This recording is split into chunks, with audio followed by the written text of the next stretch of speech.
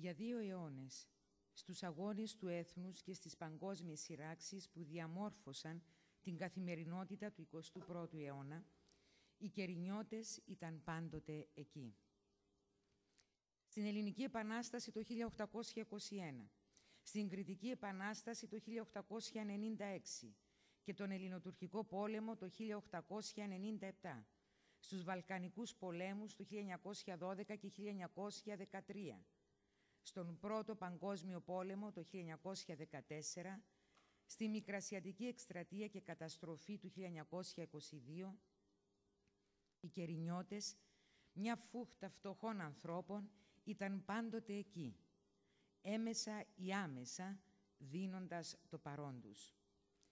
Στο ξέσπασμα του Δευτέρου Παγκοσμίου Πολέμου το 1939, μέσα στις αντίξωες συνθήκες διαβίωσης που επέφεραν δεκαετίες κακής οικονομικής διαχείρισης και αβάσταχτης φορολογίας κάτω από τον αγγλικό απικιακό ζυγό, η στρατολόγηση των Κερινιωτών ήταν η μόνη διέξοδος για αυτούς και τις οικογένειές τους.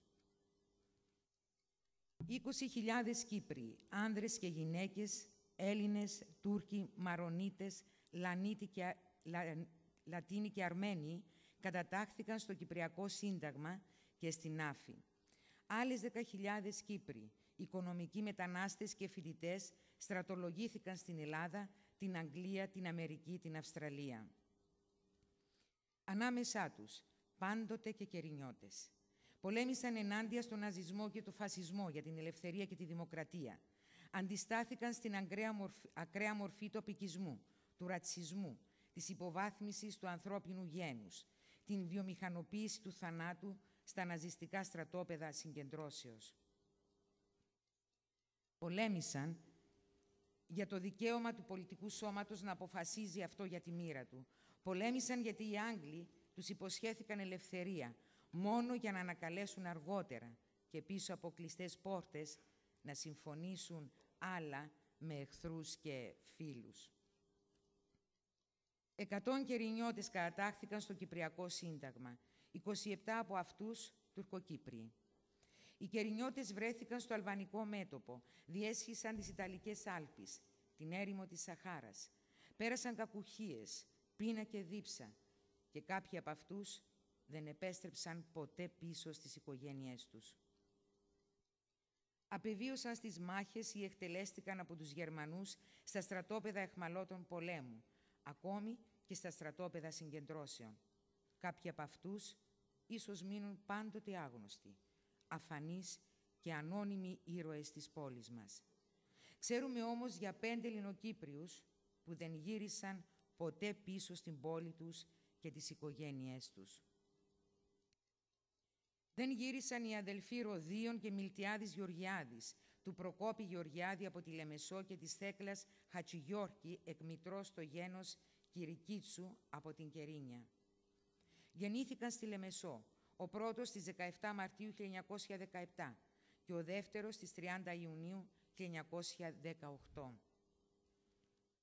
Κατατάχθηκαν στον ελληνικό στρατό, γνώρισαν το πρόσωπο του πολέμου στο αλβανικό μέτωπο και επέστρεψαν στην Αθήνα της γερμανικής κατοχής. Το 1943, προδομένοι για την αντιστασιακή δραστηριότητά τους, συνελήφθηκαν από τους Γερμανούς, πέρασαν στα χέρια της Γκεστάπο και κατάληξαν στις φυλακές του Βραδεμβούργου στη Γερμανία. Εκεί, ο Ροδίων απεβίωσε αποφυματίωση στις 16 Οκτωβρίου 1944, ενώ του Μιλτιάδη χάθηκαν τα ίχνη του τον ίδιο μήνα.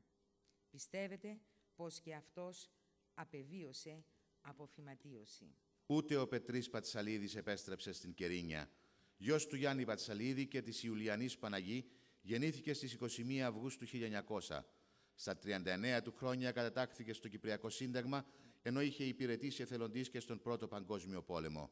Μα ήταν δύσεχτα χρόνια και είχε 6 παιδιά να θρέψει.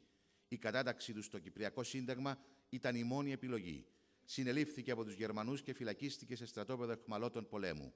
Μα ελεύθερη κερινιώτικη καρδιά αντέδρασε. Δολοφονήθηκε από τους Ναζί στην Πράγα στο στρατόπεδο αιχμαλώτων πολέμου στις 30 Μαρτίου 1942. άφησε πίσω τη σύζυγό του Πελαγία Σάβα Χατζηνικόλα Κόκκινου, τους δυο γιους του Σάβα και Ανδρέα, οι οποίοι ήταν και αυτοί εθελοντές στο Κυπριακό Σύνταγμα, όπως επίσης και τις 4 του κόρες, την Ιουλία, την Έλλη, τη Θεοδόρα και τη Μαρούλα. Δεν επέστρεψε ούτε ο Νικόλας Φογκαράς, γιος του Χαράλαμπου Σφογκαρά και της Τηλιανής Παύλου. Γεννήθηκε στις 26 Μαΐου 1904. Εθελοντής στο Κυπριακό Σύνταγμα, βρέθηκε στη Λιβύη, όπου και σκοτώθηκε εν ώρα υπηρεσίας στις 25 Δεκεμβρίου 1940. Άφησε πίσω του τη σύζυγό του Μαρία Λαούτα από τον Παλιόσοφο και τα 5 του παιδιά. Την Αναστασία, που ο γιος της Νίκος αγνοείται από τον Ιούλιο του 1974, τον Χρήστο, την Χαραλαμπία, τον Γιώργο και τον Γιάννη. Ούτε ο Παράσκος Σοφοκλέους επέστρεψε στην Κερίνια.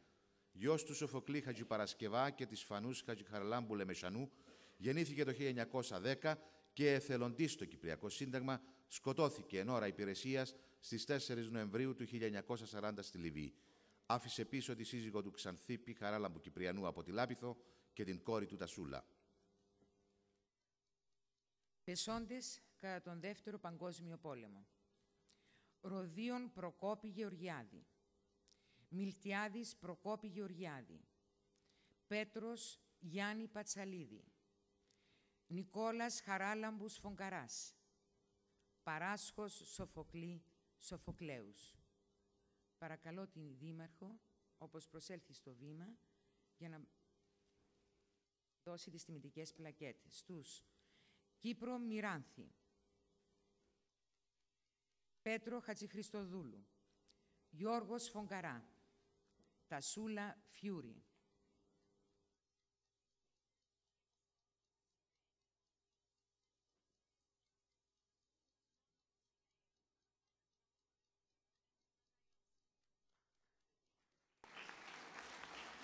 Ροδίων Προκόπη.